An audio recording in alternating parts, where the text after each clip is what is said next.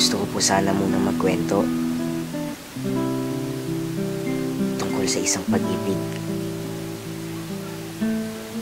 Napansin ko kasi ang mundo ngayon punong-puno na ng pagdududa,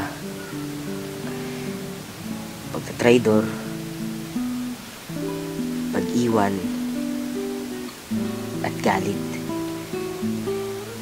Kaya ang gusto ko pong ikwento ay pag-ibig. Tungkol po ito sa pag-ibig ni Waldo at ni Mia. Batang payatin po si Waldo, kaya madalas po siyang binubuhay ng mga bata. Hindi rin siya gaano nagsasalita, kaya siguro dahil sa pang-aasar sa kanya, mas napili na lang niya mapag-isa. Pero sabi nga, ang tao daw hindi isang isla. Kaya siguro sa pangungulila ni Waldo, isang araw dumating si Mia.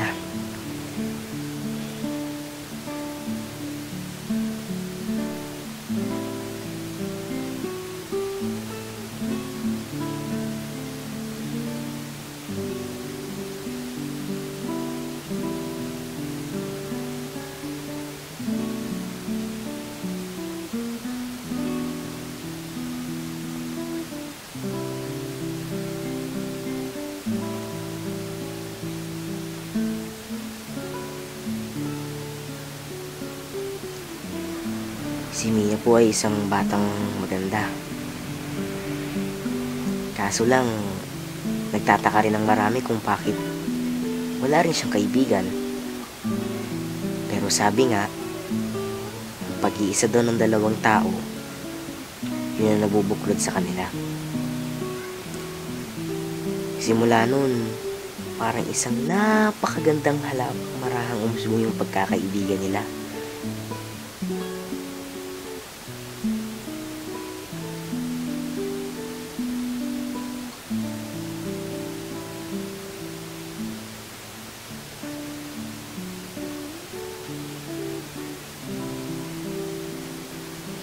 Sa kanilang paglaki, di nila namalayan na lumalaki na rin yung pangangailangan nila sa isa't isa.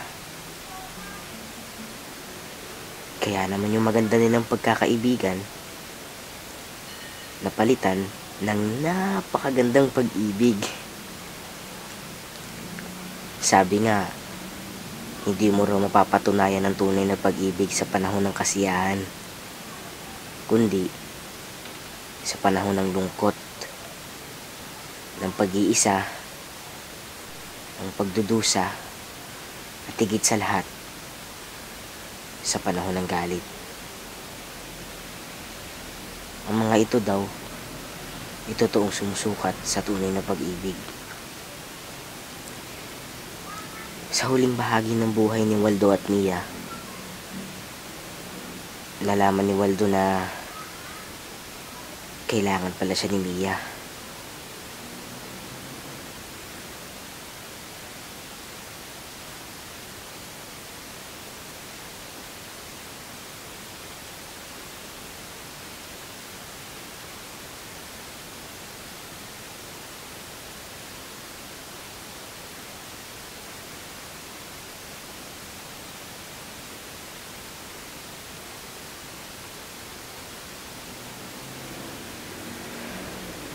Nalaman ni Waldo rin kung bakit pabigla-bigla yung sumpong ni Mia.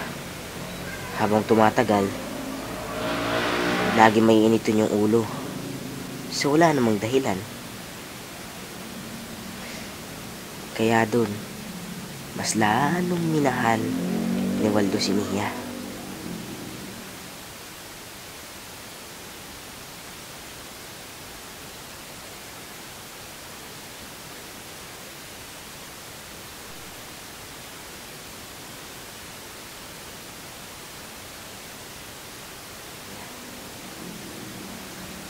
Isang araw, nagwala si Mia.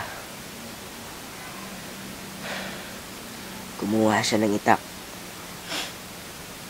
Naitak niya yung kapitbahay. Dahil wala nang makapigil kay Mia, binaril siya ng pulis.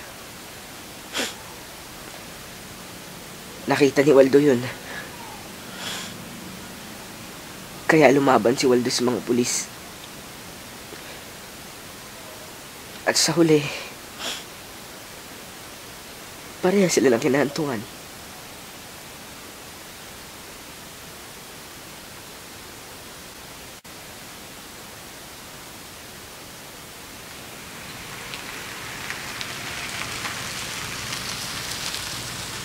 Sabi ng iba,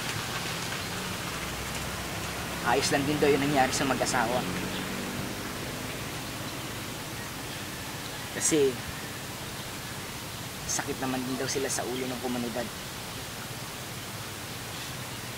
4 na taon lang ako nun. Pero kahit 4 na taon ako nun,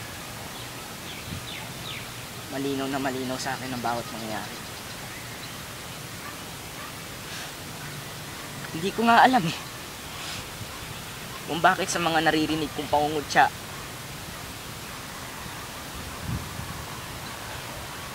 nagagawa ko pa rin mag-unawa. Nagagawa ko pa rin magtiis. Siguro nga, yun yung pinamana sa akin ni tatay. Ang maging mapag-unawa, mapagtiis, at higit sa lahat, ang umibig.